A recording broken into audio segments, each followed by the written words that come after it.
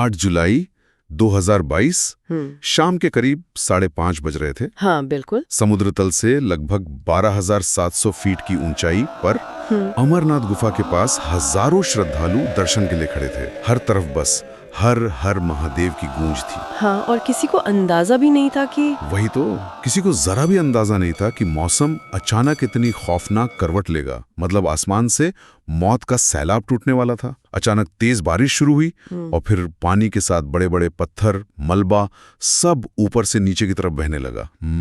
इस हादसे में 16 जानें गईं और 40 से ज्यादा लोग लापता हो गए। सच में वो बहुत ही दर्दनाक मंजर था। मतलब एक पल में जो जगह पूरी तरह भक्ति में डूबी थी वो चीख पुकार और तबाही में बदल गई।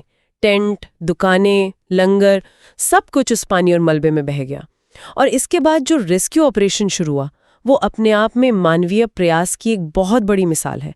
रात भर भारतीय सेना, आईटीबीपी और एनडीआरएफ की जवानों ने भारी बारिश और ठंड के बावजूद 15,000 से ज्यादा लोगों को सुरक्षित बाल्टाल पहुंचाया। हाँ, और मैंने आधिकारिक रिपोर्ट्स में पढ़ा कि मलबे में दबे लोगों को खोजने के लिए स्निफर डॉग्स के साथ थ्रू वॉल रडार, मतलब थ्रू वॉल रेडार्स का इस्तेमाल किया गया था। ये तकनीक वाकई कमाल की है। ये रेडार असल में माइक्रोवेव फ्रीक्वेंसी का इस्तेमाल करते हैं जो कंक्रीट या मलबे के अंदर तक जाकर इंसान के सांस लेने से छाती के हिलने या दिल की धड़कन को पकड़ लेते हैं। बिल्कुल, और इतनी ऊंचाई पर जहां ऑक्सीजन पहले बहुत कम होती है, वहां मलबे के नीचे दबे इंसान के पास समय बहुत कम होता है। हर एक सेकंड कीमती था। इसी तकनीक की वजह से कई जानें बचाई जा सकीं। लेकिन यहाँ एक बहुत बड़ा रहस्य है। हादसे के बाद हर जगह यही खबर थी कि क्लाउड बर्स्ट हुआ है, यानी बादल फटा है। लेकिन जब मौसम विभाग आईएमडी के आंकड़ों का विश्लेषण किया जाता है ना, तो कहानी पूरी तरह पलट जाती है। उस दिन गुफा के पास बादल फटा ही नहीं था। अच्छा। जी हाँ। तो आखिर आसमान से मौत का वो सैलाब आया कहां से? आज की हमारी इस स्रोतों पर आधारित गहन चर्चा का मिशन यही है, इस रहस्य को डिकोड करना, यात्रा के छुपे हुए पर्यावरणीय खतरों को समझना और सबसे जरूरी बात, जो लोग 2026 की यात्रा की योजना बना रहे हैं उनके लिए अनिवार्य दस्तावेजों और सर्वाइवल गाइडलाइंस का विश्लेषण करना। हाँ, और आईएमडी का जो डेटा है ना, वो इस पूरी त्रासदी का सबसे अहम और हैरान करने वाला हिस्सा है। मतलब अमरनाथ गुफा से सिर्फ 50 मीटर नीचे मौसम विभाग का एक ऑटोमेटिक वेदर स्टेशन लगा हुआ है। उस स्टेशन के रिकॉर्ड के हिसाब से उस शाम गुफा के आसपास 1 घंटे में सिर्फ 25 मिलीमीटर बारिश दर्ज की गई थी। सिर्फ 25 मिलीमीटर? हाँ, और मौसम विज्ञान के नियमों के अनुसार किसी भी बारिश को क्लाउड बर्स्ट तब कहा जाता है जब एक छोटे से इलाके में 1 घंटे के अंदर कम से कम 100 मिलीमीटर बारिश हो। तो तकनीकी रूप से वो बादल फटने की घटना थी ही नहीं। अचानक आया कहां से, जिसने पूरे बेस कैंप को ही उजाड़ दिया? इसका सीधा सा जवाब पहाड़ों की भौगोलिक संरचना में छिपा है। आईएमडी के वैज्ञानिकों का अनुमान है कि भारी बारिश गुफा के ठीक ऊपर नहीं हुई थी, बल्कि उन और भी ज्यादा ऊंचाई वाले सुदूर इलाकों में हुई थी जहां कोई वेदर स्टेशन मौजूद नहीं है। पहाड़ों के ऊपरी हिस्से में जब इतना पानी बरसता है तो मिट्टी और चट्टानें ढीली पड़ जाती हैं और फिर गुरुत्वाकर्षण की वजह से वो सारा पानी, कीचड़ और पत्थर एक साथ नीचे बहने लगते हैं। इसे वैज्ञानिक भाषा में फ्लैश फ्लड कहते हैं। चलिए इसे थोड़ा और स्पष्ट करते हैं। मतलब इसे एक बाल्टी और कीप के उदाहरण से समझा जा सकता है। कल्पना की जा सकती है कि एक बहुत बड़ी बाल्टी पानी से भरी है और उस पूरे पानी को एक छोटी सी कीप यानी फनल में अचानक से उड़ेल दिया जाए, तो पानी नीचे के संकरे छेद से धीरे धीरे नहीं निकलेगा, बल्कि वो भारी दबाव के साथ किनारों से उफन कर गिरेगा। अमरनाथ गुफा के पास का वो संकरा रास्ता बिल्कुल उसी कीप की तरह था। एकदम सही उपमा है ये। ऊपरी पहाड़ियों का सारा पानी उसी संकरे रास्ते में भयानक दबाव बनाकर सीधे टेंटों पर आकर गिरा। और देखिए, इतिहास गवाह है कि प्रकृति की चेतावनियों का रूप बदलता रहा है। अगर 1996 की त्रासदी को देखा जाए तो वहां मौत का कारण पानी नहीं, बल्कि अत्यधिक ठंड और बर्फीला तूफान था।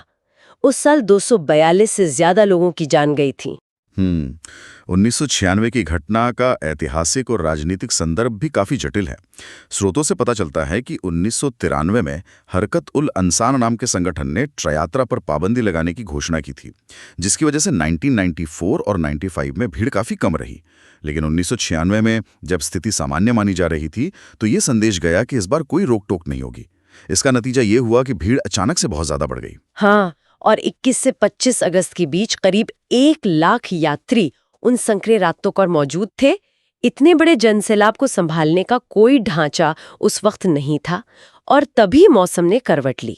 उस समय कोई फ्लैश फ्लड नहीं आया, बल्कि भारी बर्फबारी और बर्फीले तूफान शुरू हो गए। जो लोग रास्तों में फंसे थे, उनके पास ना तो गर्म कपड़े थे और ना ही सिर छिपाने की जगह। मौतें हाइपोथर्मिया की वजह से हुई थी, यानी शरीर का तापमान खतरनाक स्तर तक गिर जाने से। और इसी के बाद तो नीतीश सेन गुप्ता कमेटी बनाई गई थी। अगर हम 1996 और 2022 की घटनाओं को एक साथ देखें तो एक बड़ा पैटर्न समझ में आता है। चाहे वो बर्फीला तूफान हो या फ्लैश फ्लड, प्रकृति का व्यवहार लगातार उग्र होता जा रहा है। मैंने ER पब्लिकेशंस की एक रिसर्च रिपोर्ट पढ़ी थी। उसमें पूरे इकोसिस्टम पर मंडरा रहे एक अदृश्य खतरे की बात की गई है। खासकर कश्मीर के सबसे बड़े ग्लेशियरों में से एक कोल्हाई ग्लेशियर को लेकर बहुत चौंकाने वाले आंकड़े हैं। बिल्कुल, कोल्हाई ग्लेशियर के वो आंकड़े वाकई चिंताजनक हैं। पिछले 3 दशकों में ये ग्लेशियर लगभग 18% सिकुड़ गया है। 1976 में जो ग्लेशियर 13.87 वर्ग किलोमीटर में फैला था, वो अब घटकर सिर्फ 11.24 वर्ग किलोमीटर रह गया है। और ये कोई आम बर्फ का पहाड़ नहीं है, ये लिद्दर नदी का मुख्य स्रोत है।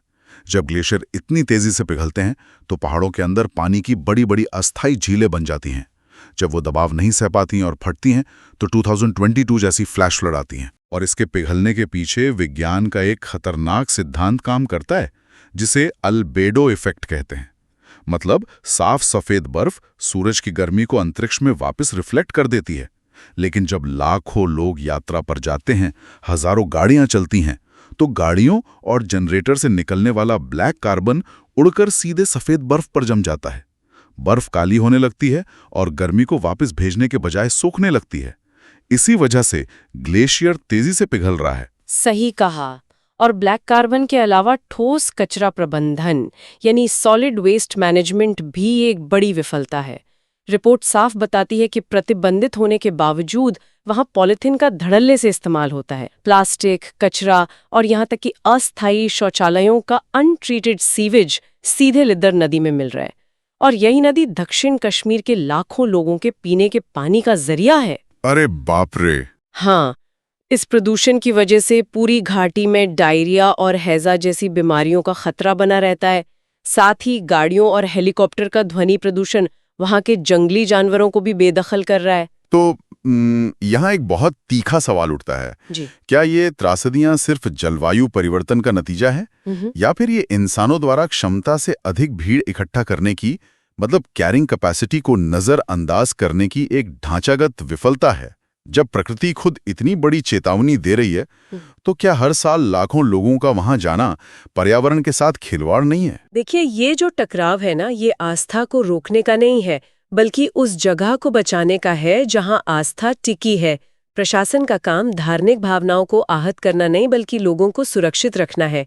जब प्रकृति लगातार चेतावनी दे रही है, तो नियम कड़े करने ही पड़ेंगे।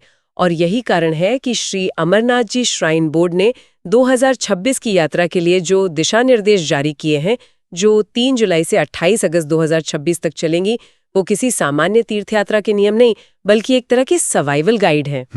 और यहाँ बात बहुत दिलचस्प हो जाती है, क्योंकि ये कोई आम वीकेंड ट्रैक नहीं है। ये एक सर्वाइवल मिशन है जहाँ श्रद्धालुओं की भक्ति के साथ साथ उनकी स्मार्ट प्लानिंग की भी परीक्षा होती है।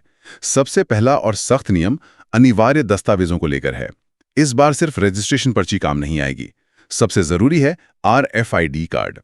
बिना RFID गले में पहने किसी को अनुमति नहीं मिलेगी, और इसे लेने के लिए आधार कार्ड का होना अनिवार्य है। हाँ, और इस RFID तकनीक के पीछे का विज्ञान समझना बहुत जरूरी है प्रशासन के नजरिए से। 2022 में जो लोग लापता हुए थे, उन्हें ढूंढना इसलिए मुश्किल हुआ क्योंकि पहाड़ों की गहरी खाइयों में सैटेलाइट वाला GPS काम नहीं करता। लेकिन RFID तकनीक लोकल रेडियो तरंगों पर काम करती है। हर चेक पॉइंट पर लगे स्कैनर गले में पहने टैग को पढ़ लेते हैं, अगर फ्लैश फ्लड आता है और कोई मलबे में दब जाता है तो बचाव दल अपने हैंडहेल्ड स्कैनर की मदद से उस रेडियो फ्रीक्वेंसी को ट्रैक कर सकते हैं। ये सच में एक गेम चेंजर है। दस्तावेजों में जो दूसरा बड़ा बदलाव है वो है अनिवार्य स्वास्थ्य प्रमाण पत्र यानी कंपल्सरी हेल्थ सर्टिफिकेट। बोर्ड ने स्पष्ट कर दिया है कि 2026 की यात्रा के लिए सिर्फ वही सर्टिफिकेट मान्य होगा जो 8 अप्रैल 2026 या उसके बाद किसी अधिकृत डॉक्टर द्वारा जारी किया गया हो। पुराने सर्टिफिकेट बिल्कुल नहीं चलेंगे। ऐसा इसलिए है क्योंकि इंसानी शरीर के फिटनेस का स्तर कुछ ही महीनों में बदल सकता है।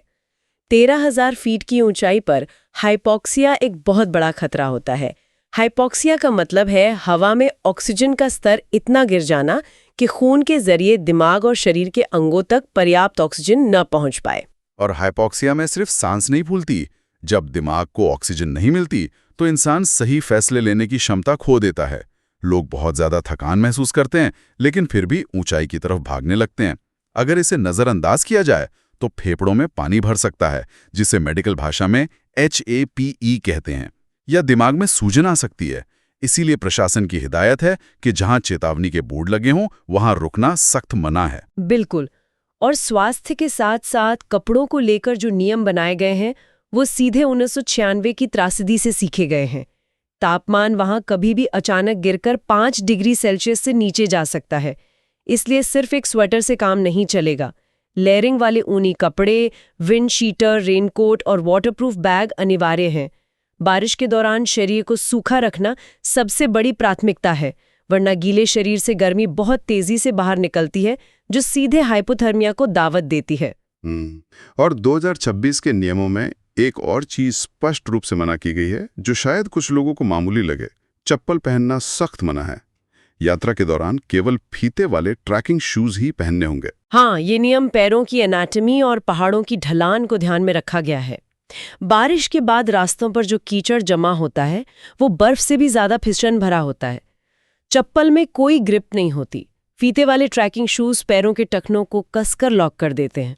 अगर पैर मुड़ता भी है तो फीते उसे सहारा देते हैं और मोच आने या गहरी खाई में फिसलने से रोकते हैं। पहाड़ों पर खराब जूतों के साथ चढ़ाई करना बहुत बड़ी भूल साबित हो सकती है। और स्वास्थ्य से जुड़ा एक और कड़ा नियम है, यात्रा के दौरान शराब, कैफीन और धूम्रपान पर पूरी तरह से प्रतिबंध।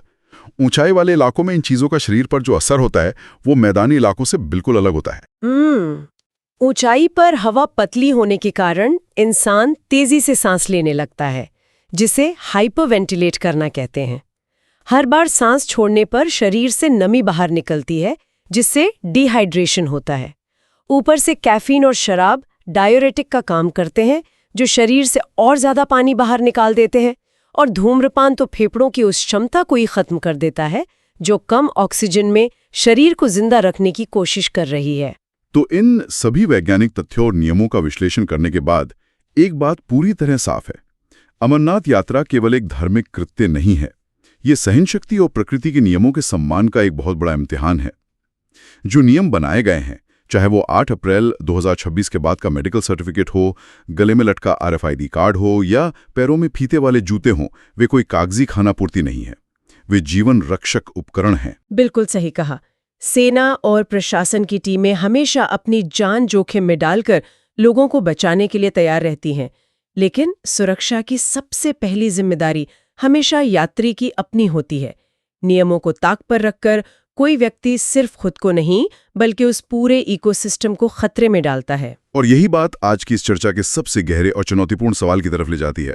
जिस तरह से 2022 में अचानक बाढ़ आई और जिस तेजी से कोल्हाई ग्लेशियर सिकुड़ रहा है, प्रकृति अपनी सीमाएं तय कर रही है। इन लगातार बढ़ती चरम मौसमी घटनाओं को देखते हुए क्या भविष्य की पीढ़ियों के लिए अमरनाथ यात्रा अपने वर्तमान स्वरूप में संभव रह पाएगी? ये एक ऐसा विचार है जो सच में परेशान करने वाला है।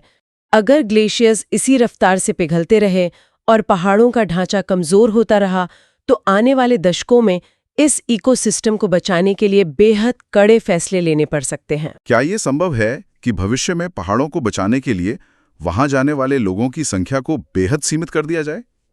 या फिर शायद एक समय ऐसा आए जब इस पवित्र गुफा के दर्शन केवल वर्चुअल रियलिटी यानी VR के जरिए ही संभव हो सकें? ये एक ऐसा सवाल है जिस पर गंभीरता से विचार करने की आवश्यकता है। आज के हमारे इस स्रोतों पर आधारित गहन विश्लेषण में बस इतना ही। अगली बार एक नए विषय के साथ फिर जुड़ेंगे।